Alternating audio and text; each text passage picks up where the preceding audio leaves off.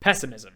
You know that thing you feel when you wake up and you're forced to confront the inevitable pointlessness of life, as you look at all the work and the tasks and the chores you have to do in the day, and you realize that ultimately it's all pointless as you feel an intense wave of existential angst and dread rush over you, and you just think, well, is there any point to any of this? Or is that just me?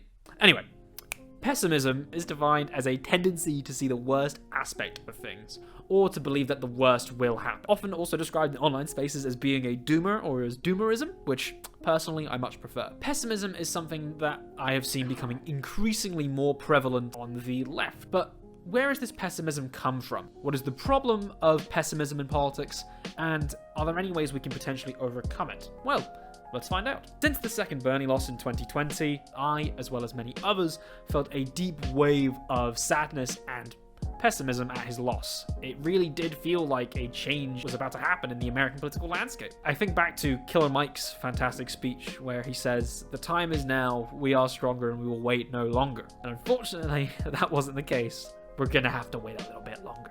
And from this, we saw this pessimism grow and grow. I'd say, particularly amongst segments of the online left, or the sort of the Chapo side of the left, a deep sense of apathy has remained. And honestly, understandably so. It almost seems like Bernie's second loss has crushed any hope that a large portion of the left had in seeing progress. But don't worry, I, ever the optimist, am excited for Bernie 2024.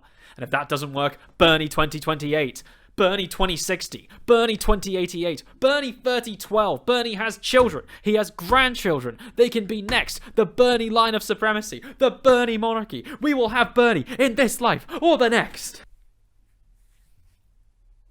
Oh, it's been a stressful video so far. However, pessimism is politically destructive and is a real detriment to trying to build a movement and to see real impact. First of all, there is a wealth of evidence to suggest that pessimism seems to have a negative effect on people's well-being, specifically their mental health. As found in the Gurkman et al. 2020 study, which was investigating the impact of COVID upon mental health, it was found that the reason people with high levels of coronavirus stress reported greater psychological problems was that they have what was described as a higher level of pessimism, a lower level of optimism, and also something called psychological inflexibility. Essentially meaning that the stress that was felt from coronavirus was then amplified by a pessimistic attitude. And these negative personal consequences translate, as expected, towards the political world. To put it bluntly, if you think nothing's going to work, why would you even try in the first place? This is a common string of thought that one can see in the online left, the people who advocated against voting for Joe Biden, for example,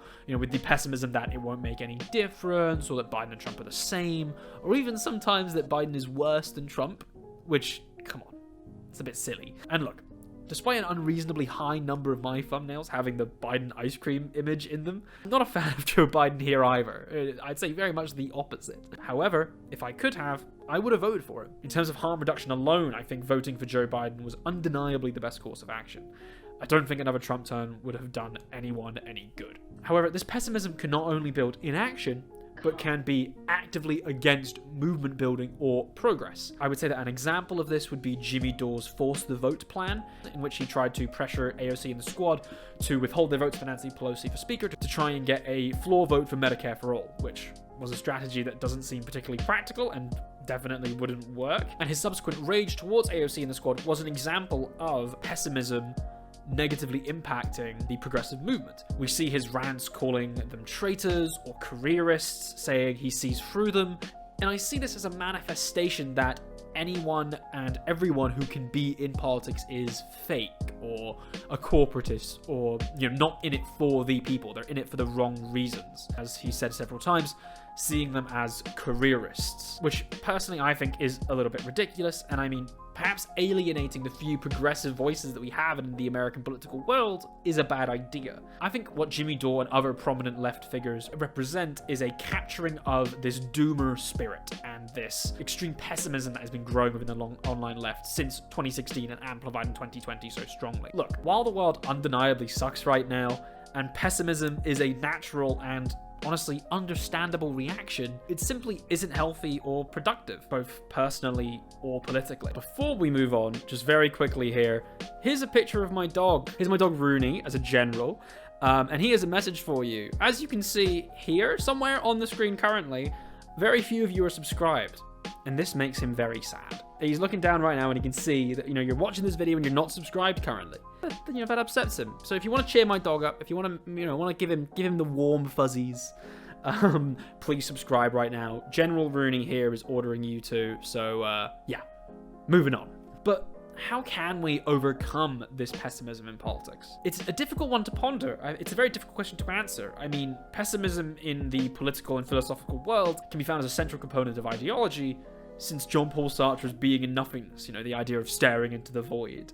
And I'm pretty sure you could find a lot more way further back than that. It's also an increasingly prominent cultural mainstay. I mean, anyone who's watched the amazing BoJack Horseman has, at least temporarily, shared this existential nihilism that the show so expertly portrays. Whilst if you Google how to overcome pessimism, you'll see about 100 different BuzzFeed and self-help articles about the top 10 tips to be an optimist. The most annoying tip that I found was just the advice saying, choose happy, which, god damn, if only it was that easy. I do think it is very important to push past this political pessimism, push past this deep doomerism that we see on the left in order to try and become a practical and effective movement. Whilst I obviously don't have all the answers, I think a different approach is needed when we tackle politics, or perhaps even a different mindset. I think a lot of the time people approach politics and they think, they're looking for their perfect candidate. They're looking for one action, boom, sweep, done. If I can't enact the glorious revolution and seize the means of production tomorrow, what's even the point? And, any true reader of Marx would know that leftism is eternal struggle, and one must often work within a system they despise in order to see success. This being the bourgeois democracy. However, this pragmatism and endurance is something that is waning in leftist circles. Politics isn't supposed to be fun. It's not supposed to be an aesthetic. It's not supposed to be enjoyable. It is brutal and often requires actions which one doesn't like.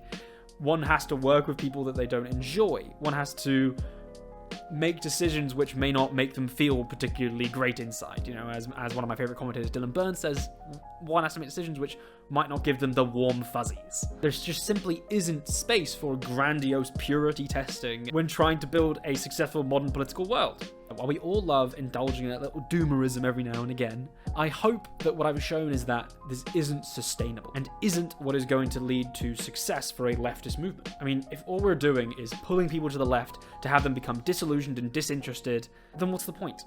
To be the smuggest person in the descent into fascism? No thank you. And yeah, this has been the Politics of Pessimism. I hope I didn't come off as too self-helpy at any point. I don't want to sound like a British male version of Gwyneth Paltrow. However, I'm pretty sure I could make a pretty good smelling candle. Yeah, that's not my thing here. I'm not really to be a self-help type person. But I hope I've demonstrated the negatives of pessimism, both personally and politically, and have potentially started to build an alternative way forwards to try and move past this deep doomerism we see so prominent in political circles.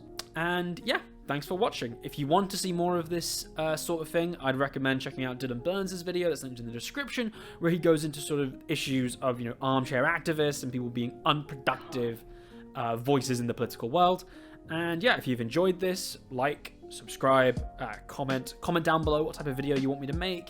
Comment down below what you think about pessimism, if I've overstated the problem, or if there are other ways around this. I'd just love to hear what everyone thinks. And yeah, we're a small channel. Any attention we get is great. Thank you so much for watching. I'm gonna pan the camera over so you can see him very quickly. I made a little bed for him in the room I'm working in. Where are you? There he is. Rooney, I'm over here. Runes. He's deaf. Rooney, over here. Hi. There he is. What a good boy. So yeah, subscribe to make him not sad, please.